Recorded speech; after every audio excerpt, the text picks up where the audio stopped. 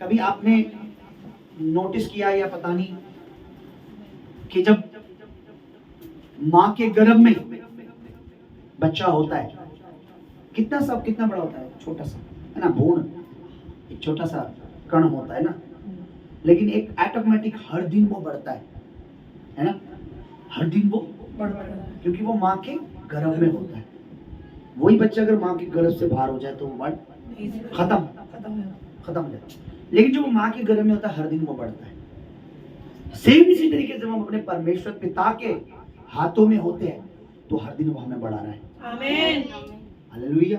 Hallelujah. जब हम अपने प्रभु यीशु के हाथों में होते हैं, लास्ट टाइम संडे को प्रचार किया था, मैंने बताया था कि बिना परमेश्वर की सुरक्षा नहीं, हमारा आना सुरक्षित, जाना सुरक्षित सेफ नहीं है। लेकिन जब परमेश्वर में हम हैं, उसके साथ हम चल रहे हैं, तो हमारा आना सुरक्षित और जाना भी सुरक्षित, और हमारा खाना भी हमारा घर भी हमारा बैंक बैलेंस भी सुरक्षित है। और मैं नहीं जानता कितने चीज पर बिलीव करते हैं, I don't know how many people are, कितने लोग इस चीज पर विश्वास करते हैं, पर मैं आपको बताऊं, मैं वचन पर फेथ करता हूं, और प्रभु कहता है कि तू मेरे साथ चलेगा तो मैं तेरे साथ चलूंगा, तेरे आगे आगे चलूंगा। तो मैं विश्वास करता हूं कि हमारा परमेश्वर हमारे साथ जब रहता है, हमारे सफर जो है वो सेफ, सुरक्षित, आनंदमय हो जाता है। आमीन से बोलो आमीन। आज मैं आपको एक चीज बताना चाहता हूँ कि हमें परमेश्वर की इतनी जरूरत है कि अगर हम इस चीज को ढंग से समझें तो शायद हम आज क्या करते हैं, आज कपड़े पहले, लोगों के लिए खाना पहले है ना, आज रिश्तेदारी पहले है। कई ऐसे जो रिश्तेदारी के लिए प्रभु को छोड़ देते हैं, भी हमारा रिश्तेदार नाराज हो जाएगा इसलिए हम बपतिस्मा नहीं ले सकते, या हम रिश्तेदारी में नहीं जा पाएंगे इसलिए हम बपतिस्मा नहीं ले सकते, या हम ये बात हमारे चाचा ताऊ या बगड़ा वगैरह वगैरह, प्रभु से हम इसलिए नहीं जुड़ रहे, प्रभु की संगति में क्यों नहीं आते, वो नाराज हो जाएगा। रिश्तेदारी जरूरी है, आज कपड़े जरूरी है, भोजन जरूरी है। मैं आपको बताता हूं इन सब से ज्यादा हमारे लिए परमेश्वर जरूरी है। Hallelujah, hallelujah. क्योंकि परमेश्वर जो हमें दे रहा है उसके बाद ही हम जो संसार की चीज यूज कर सकते हैं। मैं आपका एक वचन पर ध्यान केंद्रित करना चाहता हूं। सभी बोलो धन्यवाद प्रभु। फिर से बोलो जोर से, धन्यवाद प्रभु। धन्यवाद प्रभु। आज तू मुझसे बात कर रहा है, तेरा मुझसे बात करना मेरी जिंदगी को ऊंचाइयों पे लेके जाएगा, बरकत की ओर लेके जाएगा, आशीष की ओर लेके जाएगा। तेरा सुनना, तेरे वचन को मानना मेरी जिंदगी को लिए आशीष का कारण है। हालेलुया। उसे बोलो प्रभु आज का बीज जो तेरे दास के द्वारा, तेरे आत्मा के द्वारा मुझ में बोया जाए, वो जड़ पकड़े, फलवंत हो, मैं तुझ में बढ़ूं, तुम मुझ में नजर आए। आमीन आमीन आमीन। अब ध्यान से मैं आपको चाहता हूं कि मत्ती रचित सुसमाचार मैथ्यू चैप्टर 6, और मैं चाहता हूं उसका हम 26 हम पढ़ें।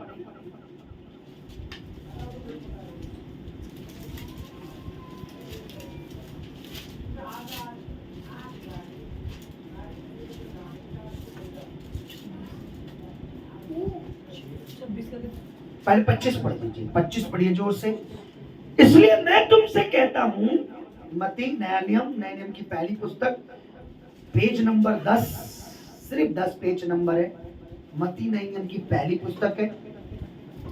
मत्ती जो प्रभु का चेला शिष्य था उसके द्वारा रचित गया है। पवित्र आत्मा ने जो कुछ उन्होंने देखा प्रभु से सामने, वो बातें अब ध्यान से सुनिए। सब बोले हालेलुया। हालेलुया। बोले प्रभु तेरा सारा वचन सत्य है और अटल है, जीवन को चेंज करता है। अब ध्यान से सुनिए, मेरी तरफ देखिए। इसलिए मैं तुमसे कहता हूं अपने प्राण के लिए चिंता ना करना, हम क्या खाएंगे और क्या पिएंगे, और ना अपने शरीर के लिए कि क्या पहनेंगे। ध्यान से सुनना मेरी बात को। क्या प्राण से और शरीर वस्त्र से बढ़कर नहीं है। क्या प्राण भोजन से क्या प्राण भोजन से बढ़कर नहीं है? क्या प्राण जो है भोजन से बढ़कर नहीं है? बताइए। एक व्यक्ति का प्राण ज्यादा इंपॉर्टेंट है या उसके लिए खाना? प्राण जब उसका सही होगा तो वो खाना भी उसको सही लगेगा। हालेलुया। और क्या शरीर से बढ़कर वस्त्र से बढ़कर शरीर नहीं है? कपड़ों से बढ़कर शरीर नहीं है? अब यहाँ प्रभु हमें क्या एक इशारा देना चाहता था, क्या हमें समझाना चाहता था कि तुम्हारा प्राण कैसे सुरक्षित रहेगा। अगर तुम्हें लगता है मैं खाने से सुरक्षित हूं, तो आप बताइए कितने लोग आज जीवित हैं, कितने लोग आज खाने से ही चंगे हैं, कितने लोग आज भोजन से ही स्वस्थ हैं? ऐसा है नहीं। क्या कपड़ों से शरीर बचा हुआ है? नहीं। कितने लोगों का शरीर चंगे हैं, कितने लोगों का शरीर स्वस्थ है, कितने लोगों का शरीर हेल्थी है? प्रभु हमारी एक चीज पे ध्यान केंद्रित करना चाहता है कि क्या प्राण खाने से ज्यादा बढ़कर नहीं है, और क्या शरीर कपड़ों से बढ़कर नहीं है? शरीर और प्राण का रचने वाला परमेश्वर है। आमीन आमीन। तो हमें उस प्राण को, शरीर को, उस जीवन को प्रभु को सौंपना है। आज लोगों को पता नहीं, आज लोगों को पता नहीं है जल और आत्मा से जन्म क्या है।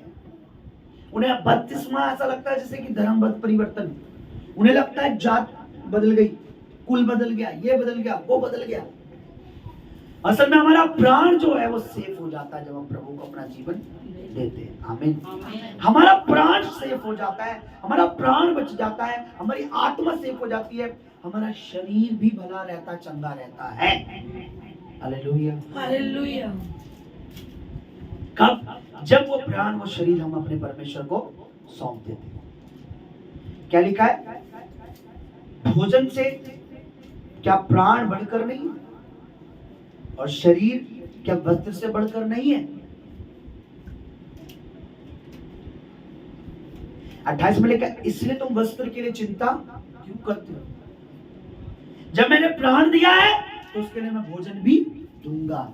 अगर मैंने शरीर दिया है तो उसके लिए वस्त्र भी दूंगा। पर क्या हम उस प्राण को, क्या हम उस रूह को, क्या हम उस शरीर को प्रभु के लिए इस्तेमाल कर रहे हैं? जब हम फास्टिंग रखते हैं, मैंने अक्सर बताया है और आज फिर बता रहा हूं, उपवास का मतलब भूखे रहना और खाना खाना नहीं है। उपवास का मतलब अपने शरीर को, अपने प्राण को, अपने सृजनहार को सौंपना है, और उस प्राण से, उस शरीर से प्रभु की महिमा हो। ये दुआएं करनी है, ये प्रेयर करनी है कि प्रभु जी मेरा जो शरीर है, जो तेरे पवित्र आत्मा का मंदिर है, ये तेरी महिमा के लिए इस्तेमाल हो।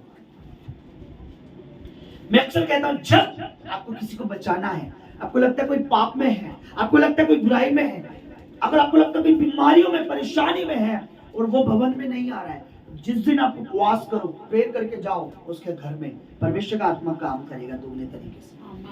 फास्टिंग रख के उसके साथ बैठो, उपवास के साथ उससे बातें करो, परमेश्वर का आत्मा उसके मन को नम्र करेगा और वो जरूर आपके साथ भवन में आएगा। आमीन। क्यों? क्योंकि आप अपना शरीर प्रभु को देके अब उसकी आत्मा से उस घर में जा रहे हो। आपने अपना शरीर प्रभु को दे दिया है, अब आप उसकी आत्मा से भरकर, आप केवल शरीर के साथ जाओगे तो आप 2-4 बातें सुनकर वापस रिटर्न आ जाओगे। हो सकता है लड़ाई हो जाए, हो सकता है बोले अरे तुम तो धर्म बदलते हो, अरे तुम तो ये करते हो। पर जब आप फास्टिंग के साथ, उपवास के साथ उस व्यक्ति के घर जाते हैं, तो आप अपना शरीर छोड़ के अपनी आत्मा, अपनी स्पिरिट के साथ, यानी उस अभिषेक, उस आत्मा के साथ उसके पास जाते हो। और आत्मा का मुकाबला जब हम पवित्र आत्मा से भरते हैं तो फिर शैतान हमारा मुकाबला नहीं कर सकता।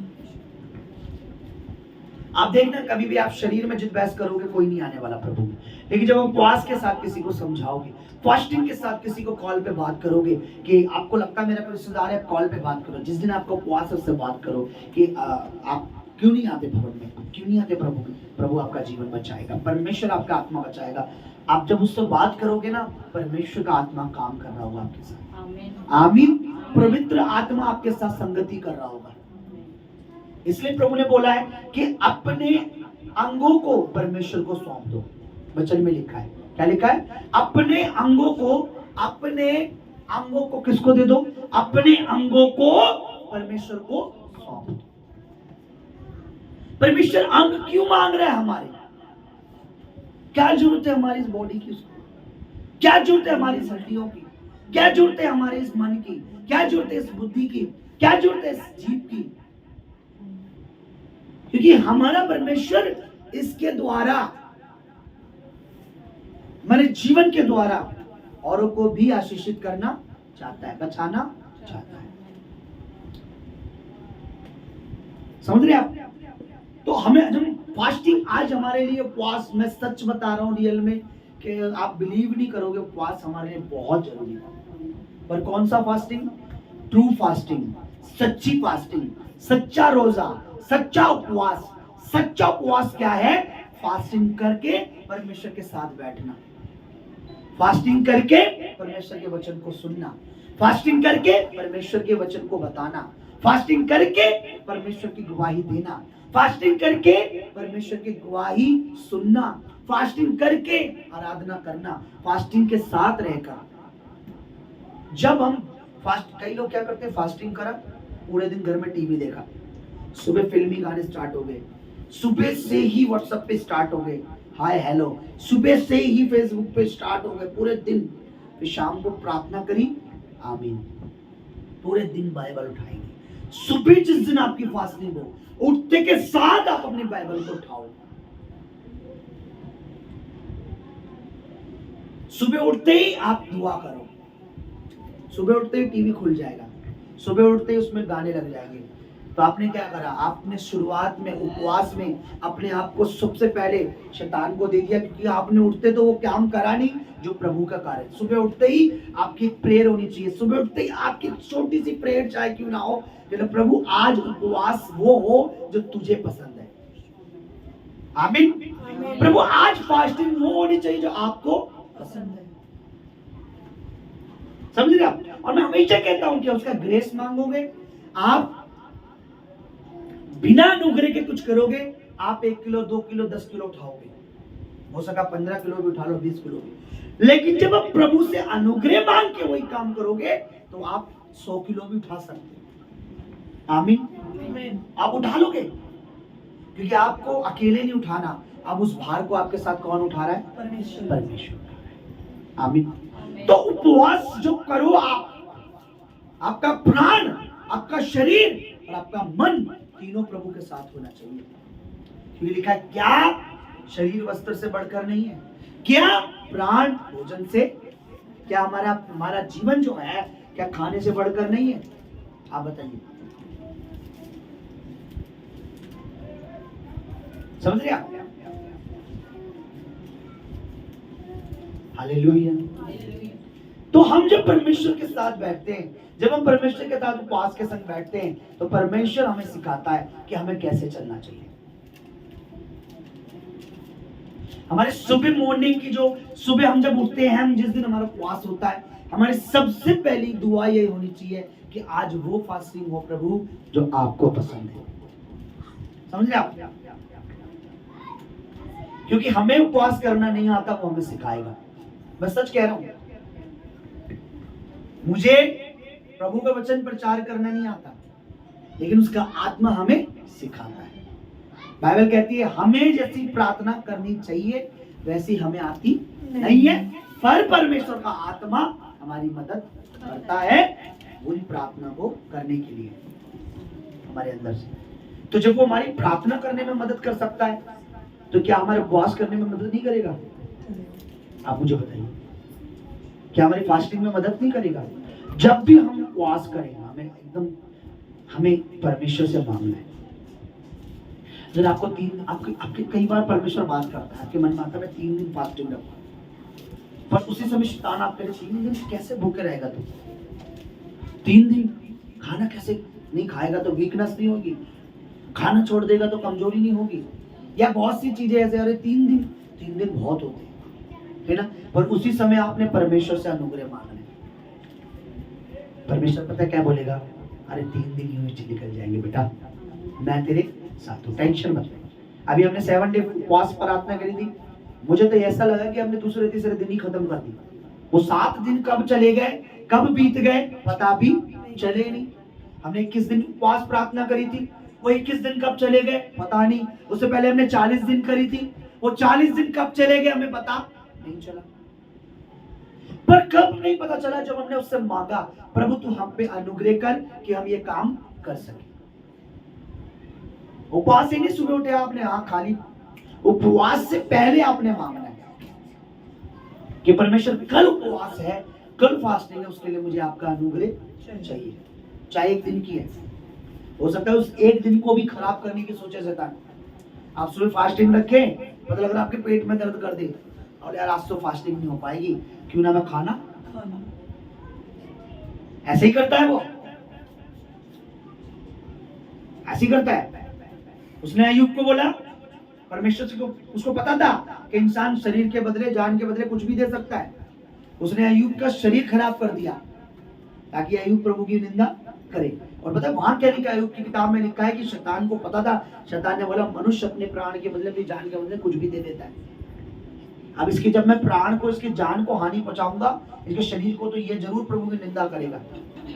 तो वो तो चला के, वो तो जानता है कि ये जिस शरीर से प्रभु की महिमा कर सकता है, अगर उस शरीर में कुछ प्रॉब्लम लाऊंगा तो ये जरूर फास्टिंग रोक देगा, ये जरूर 40 दिन फास्टिंग नहीं करेगा, ये जरूर 10 दिन फास्टिंग नहीं करेगा, ये जरूर 3 दिन फास्टिंग नहीं करेगा, ये जरूर 1 दिन भी फास्टिंग नहीं करेगा। अगर उसी दिन इसकी फेवरेट बिरयानी मैं मंगवा दूंगा, अगर उसी दिन इसके फेवरेट अंडे का ऑमलेट बनवा दूंगा, अगर उसी दिन मैं इसको रिश्तेदार के घर ले आऊंगा, अगर उसी दिन मैं इसे रिश्तेदार के घर भेज दूंगा, इसका रिश्तेदार, अरे मेहमान आए हैं, बनाओ जरा कुछ, लाओ क्या लाना है, अरे वहां से कोरमा मंगवा लो, ये उसी दिन फास्टिंग तोड़ देगा जब मैं इसको इसके शरीर के लिए कुछ प्रोवाइड करूंगा, या उसी समय अपने उपवास को पूरा कर देगा, चलो जी चलो।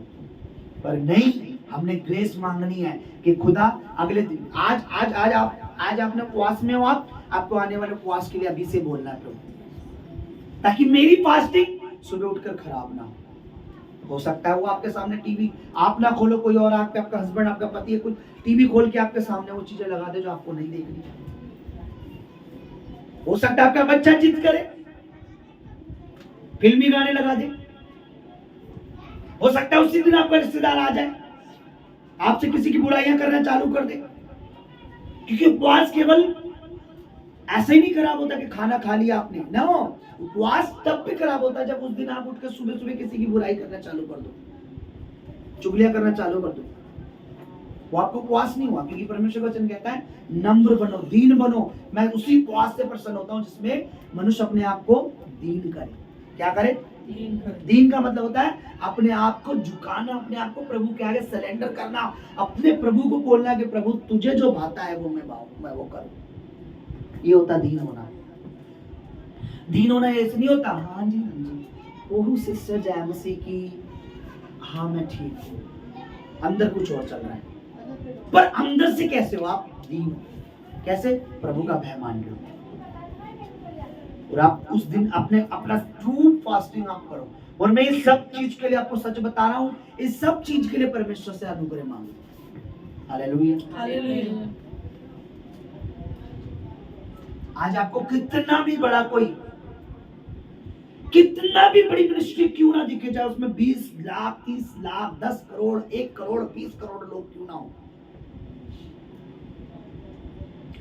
वो पास्टर कितना भी मेरे सामने, कितना भी आपके सामने, किसी के सामने चिल्ला के बोले कि मैं घंटों घंटों प्रेयर करता हूं, मैं 10 20 25 कई फास्टिंगें रखता हूं, मेरी कलीसिया में तभी इतनी बरकत है।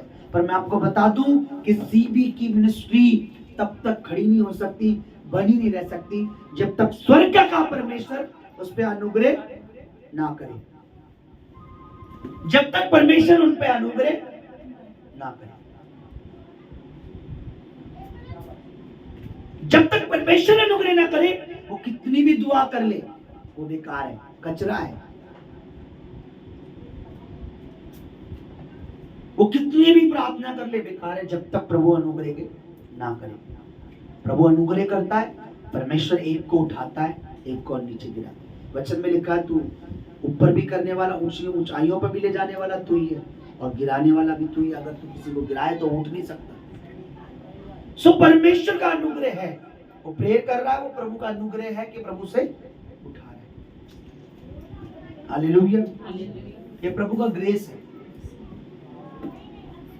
प्रभु के दास पौलुस कहते हैं कि जो सेवा मैंने की है, उन्होंने ही कहा कि मैं मेहनत करता था, बहुत परिश्रम करता था, बड़ा मेहनती था। उन्होंने बोला जो कुछ मैंने किया है ये उसके अनुग्रह से ही किया है। जिन्होंने सबसे ज्यादा कलीसिया बनाई है, सो उसका अनुग्रह हमने मांगना है। और किस लिए? हमारा प्राण, हमारा शरीर, सब कुछ उसको सौंपना है। उपवास में हम एक चीज हम सीख रहे हैं कि हमारा प्राण, शरीर वस्त्र से बढ़कर है, और इन शरीर प्राण को जब हम परमेश्वर के हाथ में सौंपते हैं तभी ये सुरक्षित रह सकता है। मैं चाहता हूं आप एक चीज पर ध्यान दें। 10 अध्याय, मत्ती 10 अध्याय, इस पर जरा ध्यान दीजिए।